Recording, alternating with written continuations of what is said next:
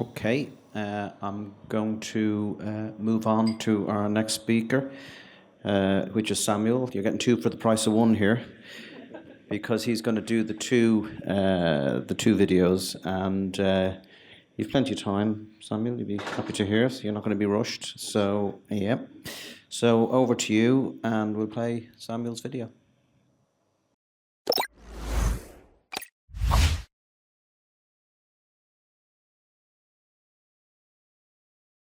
And welcome to ARAC's GFN5's video presentation titled Person-Centered Approaches to Sensory, Behavioral, and Consumer Research and Analysis. So let's dive in. My first question is for Dr. Jessica Zadinak. What exactly do you mean by person-centered approaches? And how does this concept apply across sensory research, behavioral science, and consumer insights? That's a great question, Allison.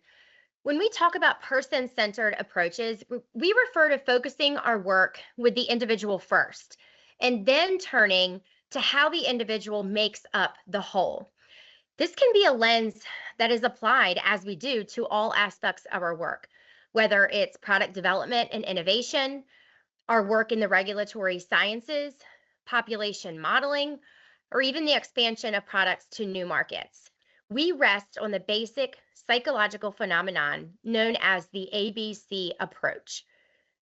We have seen really great success using these approaches in the nicotine and tobacco industry, where we consider affect, the A, which are someone's feelings, behavior, which are actions, things we see or hear, and then cognitions, which is the C, our thoughts and our perceptions of each and every individual and person. And then we consider how these factors for each individual make up the totality, make up the population.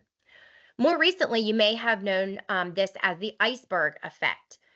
And as you can see on the screen, what we see, again, which can be behavior, our tone, our gestures, or the things that we say, that part really is just a little bit of what is actually going on with a person, as you can see, which is underneath the water, which are the things that you can't see.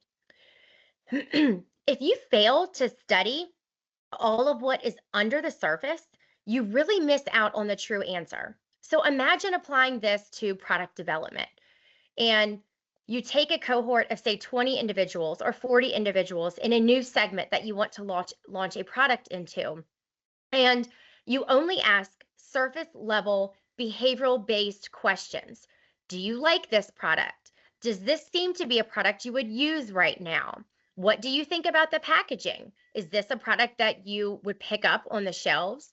If you only ask what is on the surface and you don't dig into their thoughts, their initial reactions, their biases to certain images, to certain colors, how their past experiences have led them to have those biases, or you're not considering their fundamental beliefs and personal norms and cultural norms that go into an individual and the way they act, you're missing out on all of that. Or what about their future selves? We all have a part of us as an individual that sees ourselves in a certain light in the future. If you're not asking a consumer in a new market potentially, what would happen if we took away product A, B, and C? If you're not asking these types of questions that go way beyond the surface level, you are going to miss out on the true key, which is what their future selves will do once that product is on the market. So honestly, you can follow the regulatory guidelines and frameworks of any individual market or country all you want. And you can conduct the best regulatory science that is needed for an application to receive authorization. And in fact, you can even receive authorization to put a product on or in a new market. But if you haven't aligned your product development, your business strategy with the individual and everything that encompasses a person, your product will likely fail once in the market. And we've actually seen this several times. Products that meet consumer preferences, individual preferences, are more likely to drive switching, gain market traction, and ultimately succeed through regulatory review. And as I mentioned, we've seen this firsthand. Products that are informed by sensory and behavioral science They not only meet FDA expectations, they exceed consumer expectations because we focus at the individual level. That's a sweet spot. That's where we've helped businesses succeed. And in today's environment, the ability to effectively strategize, innovate, and comply, it's not optional. And it's what defines success. Please go ahead and scan this QR code to connect with ARAC today. And we look forward to seeing you in June 2025 at GFN.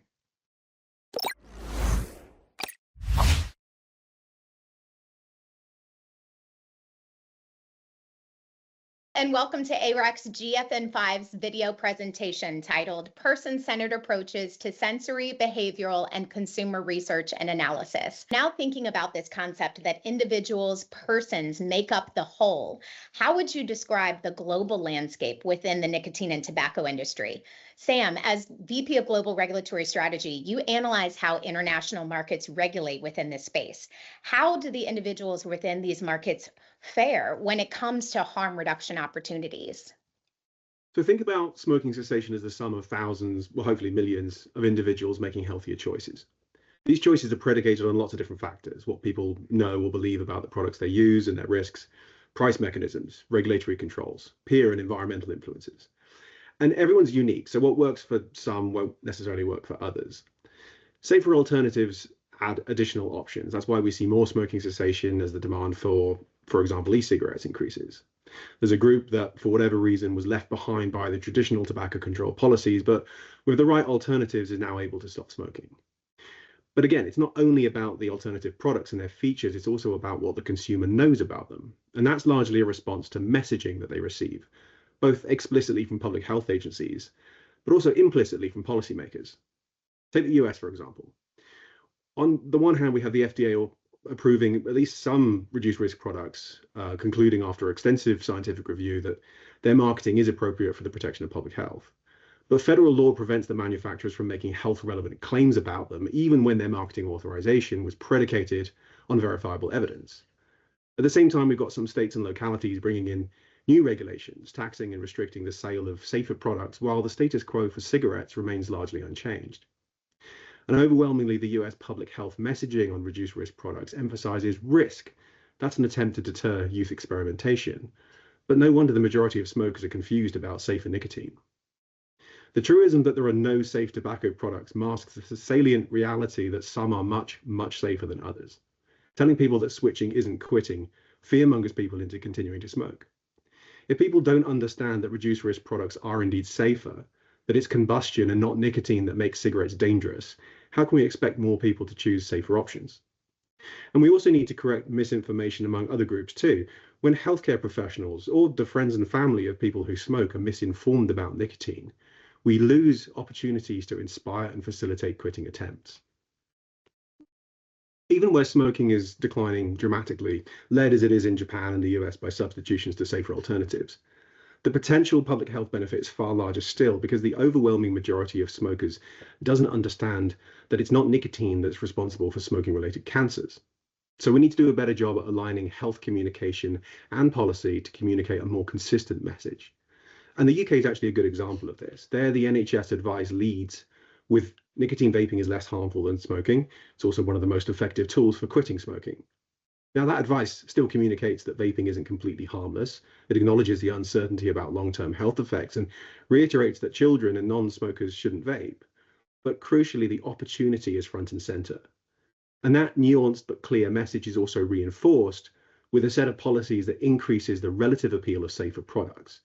For example, we haven't seen flavor bans on e-cigarettes in the UK. And safer products like e-cigarettes have also been exempt from the high taxes that are levied against combustibles. So these key regulatory differences communicate to the public the different risk profiles of each product class. The UK has even announced plans to give free e-cigarette starter kits to disadvantaged smokers, and programs like this signal the government's support for THR in the right context, reducing stigma and skepticism. As a result, while there are still misperceptions about nicotine in the UK, these are markedly lower than in other countries. So from a global policy perspective, the lesson learned here is that in addition to having THR products available, we need to align medical advice, public health information, and policy messaging to inform product selections that facilitate smoking cessation. Please go ahead and scan this QR code to connect with ARAC today. And we look forward to seeing you in June 2025 at GFN. That's great. Samuel, you can come in now. Thank you. So obviously only one of those voices is mine. Yeah, my colleague was going to be here to present with me, but unfortunately you've got me to present both. Since I've got a little time, I'm really grateful to GFN for giving me the opportunity to speak about a subject that's near and dear to my heart. I think GFN is always a highlight of my conference calendar because more than any other conference, it gathers advocates with researchers, practitioners, and industry who are here to have a conversation about the consumer. The consumer voice often gets short thrift in this discourse. It's often assumed or presumed that the consumers are a homogenous group. At ARAC, we see every day that successful behavioral change interventions are successful, and by that I'm including the introduction of THR products. They are successful when they recognize and respond to the differences between different individuals regarding the barriers and facilitators to smoking cessation. So the first video that we just saw there speaks to why it's imperative to utilize a person-centered focus approach to product development, sensory studies, behavioral studies, and how using that approach, ARAC can help our clients bring safer products to the market in compliance with regulation. And then my video spoke to the fact that the efficacy of reduced risk products is contingent not only on the features of the products themselves, but also the details of the regulatory environment that they are in. That's because consumers respond to the signal from communicators, as from regulators, the signal to them by policies, as do the people around them. So we need reduced risk alternatives. We need them to be sufficiently appealing that they gain traction and facilitate transitions to safer alternatives. And then we need regulations that unequivocally communicate that kind of relative risk profile. Now, as I mentioned, both consumers and non-consumers are informed by a broader conversation about THR.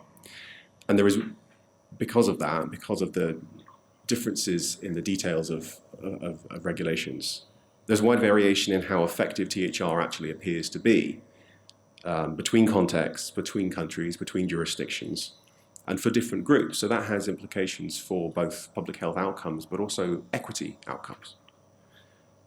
Looking at the kind of picture as a whole, I think an overriding theme that I observe is that it's interventions that provide options to consumers, recognizing people as individuals that achieve the most.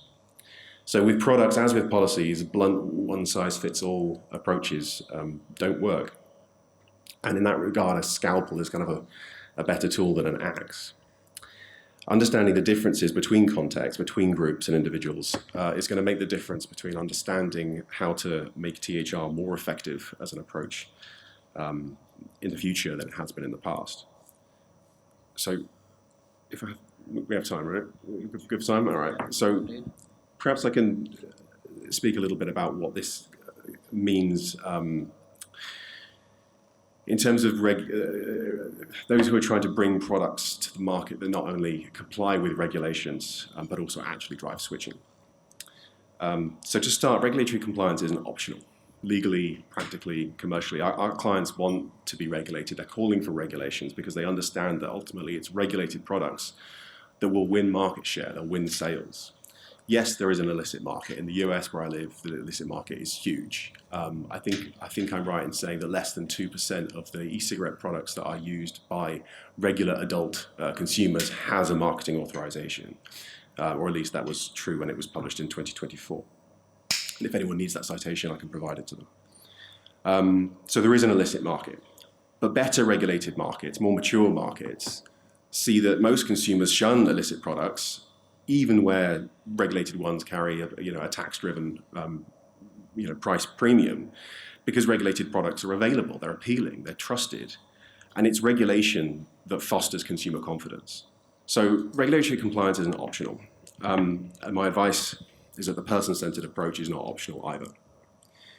The public health literature emphasizes safety and efficacy, And each country has their own evidentiary standards. In the US, the APPH standard, appropriate for the protection of public health, requires the consideration of risks alongside benefits. But to be effective at transitioning people who smoke towards a safer alternative, that product needs to be sufficiently attractive and appealing as well in the real world. So again, it starts and ends with the people engaging with the product.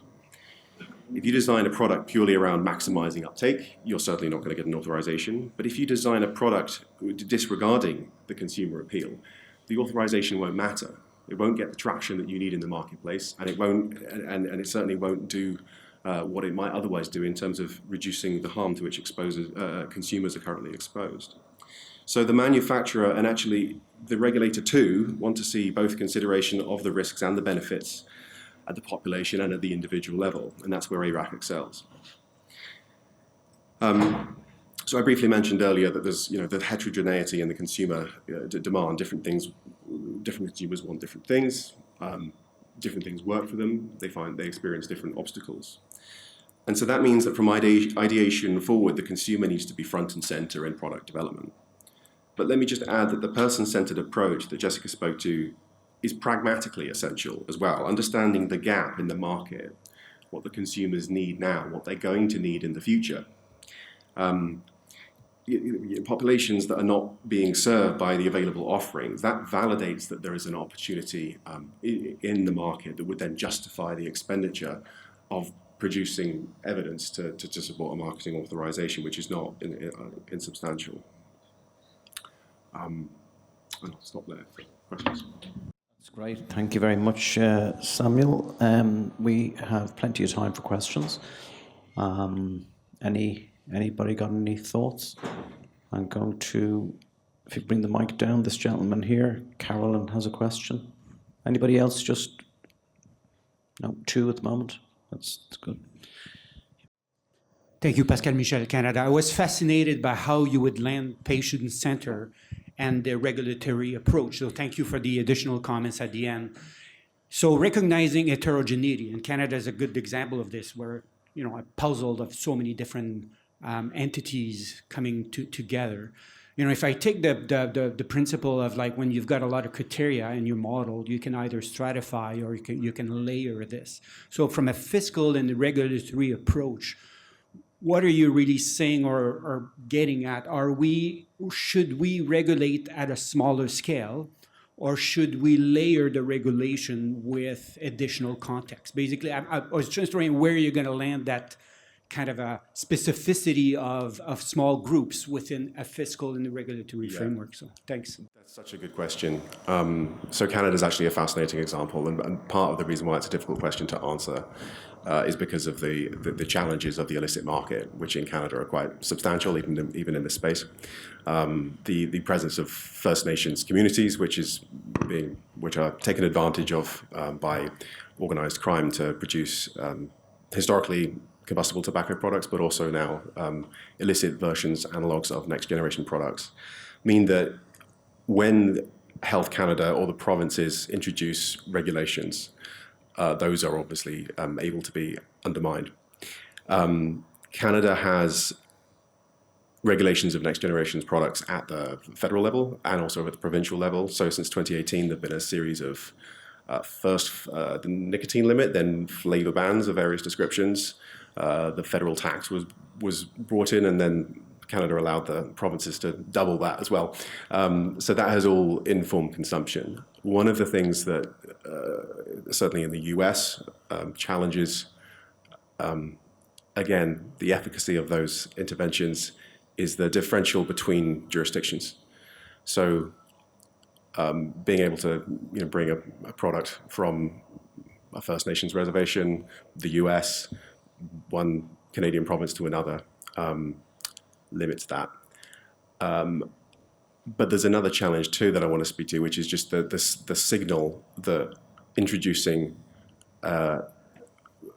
restrictions specific to safer products at a time when we're not also introducing or increasing the restrictions on more dangerous products communicates to the public that this is something to be rejected that's not the right message that Canadian smokers need. I'm not picking on Canada just because you mentioned it, but certainly there are other nations that experience the same challenge.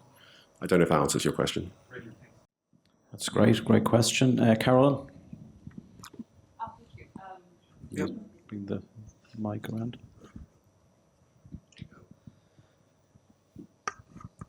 Thank you. Just a quick one.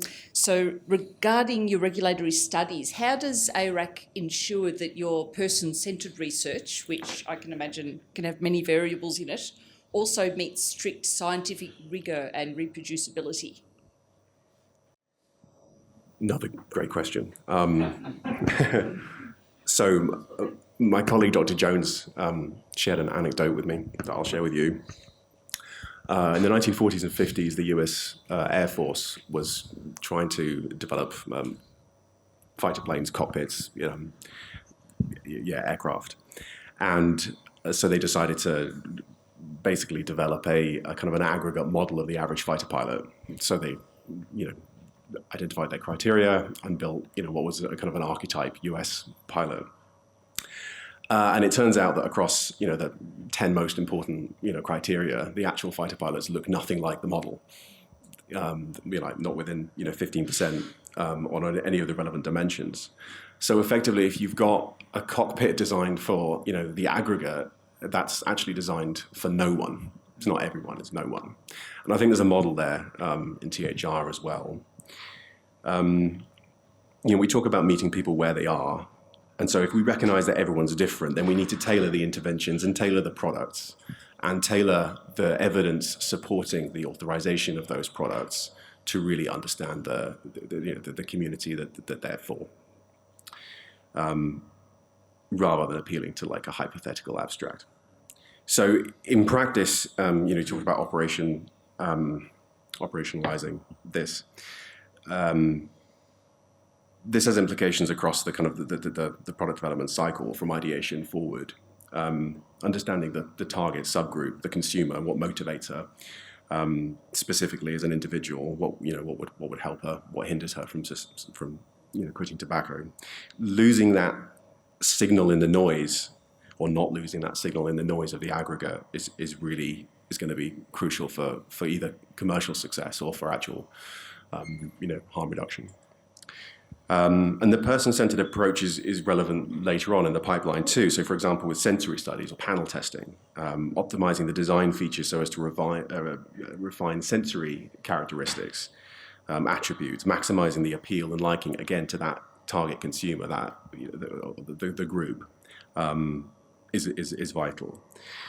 And then when we're thinking about conducting tests to support marketing authorization, remember that the effect of randomization or randomizing participants to SKUs or groups might actually mute the effects that in the real world we would like to see. Consumer preferences, the availability of choice, that's gonna impact selection, uptake, and ultimately efficacy. So let me give you an example. So imagine I have a pre-existing aversion to menthol, and I'm a study participant. That's going to limit my propensity to engage with a study product under clinical settings. In the real world, the ability to choose from a portfolio, I think this is what Layla's study was speaking to, it might create a situation where there's a different story to tell. So one of the things that ARAC is really good at is using the data to tell the story. Sometimes that's going to involve certainly randomized controlled trials. That's what's robust and reliable. That's what the regulator requires. But the actual use studies also inform the determination of an APPH standard, and exploratory analyses as well add nuance and depth. So all of those are kind of a piece of the whole. I think that answers your question. Yeah. Okay. That's great. Any further questions on Samuel's talk? If not, does anyone want to ask any questions before we close this session to any of the speakers? Okay. We have one. Yeah. Sam, yeah.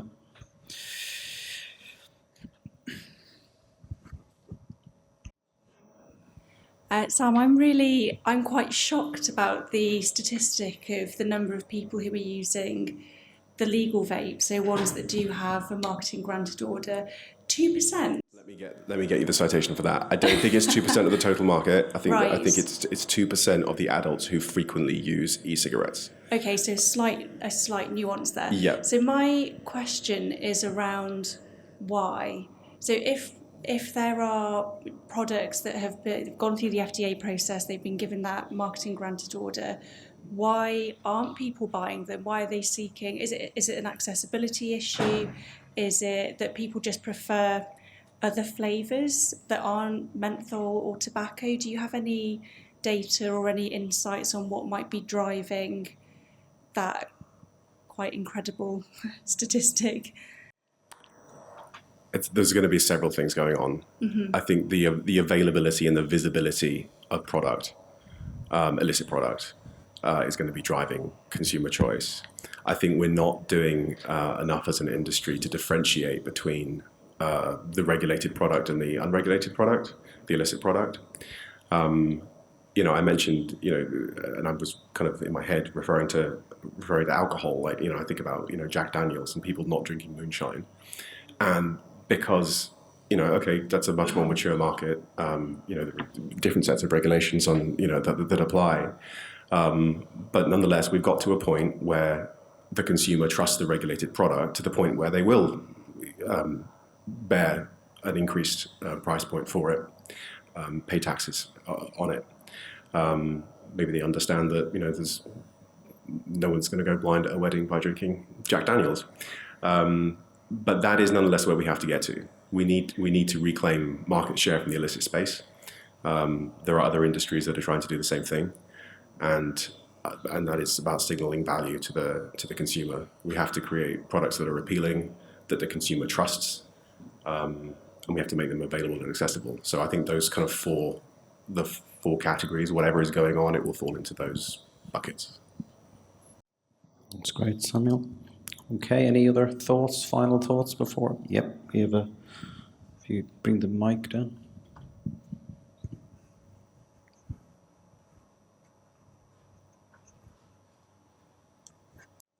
Again, the question is for Sam. So in the graph that you showed about Japan, that it's 50% not knowing about the cause of the cancer, that it's not nicotine. It was interesting for me, as we know that 40% of the share of market using heated tobacco, and it's still 50% not having the idea about that.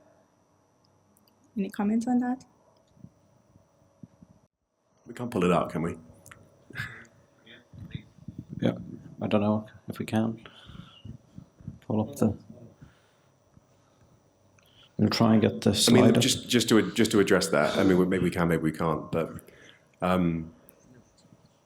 think one of the interesting things in Japan is that given the regulatory environment doesn't do a good job at differentiating between products on the basis of risk, the government doesn't tax heated tobacco products differently to regular tobacco. There is still a massive reduction in the aggregate demand for combustibles that coincides with the uptake of heated tobacco. So that's a huge public health win in terms of, it's an example of THR in action. The caveat to that is that if you look at Japanese consumers' cessation rates, they haven't declined as quickly as would be suggested by a comparable decline in aggregate consumption if looking at ends in the UK or the US. So rather than switching, yes, they're smoking less, they're buying cigarettes less, but they're not fully quitting. And we know that the health benefit comes from complete substitutions. I can't substantiate this, but I certainly think that it's an interesting framing to suggest that that's a result of the regulations or the lack of regulatory differentiation. And it does suggest that there's an opportunity for more harm reduction that's being left on the table. That's great, Samuel. We have Norbert just here. On the question why consumers don't buy the American products, the authorized products, I've seen some of the products, and it's a bad joke as a consumer. Part of them are already out of production, some, and those that still are produced are not usable for hardly anybody. So it's no wonder that nobody uses them. And especially the lack of flavors is very, very severe. Severe deterrent for consumers. Yeah, thanks, Robert. Anybody wants to make any comment? If not, I'm going to bring this session to a close. I've learned a lot today, 4 really excellent presentations, videos, and a really stimulating Q&A session. That only leaves me to give a round of applause to all the speakers.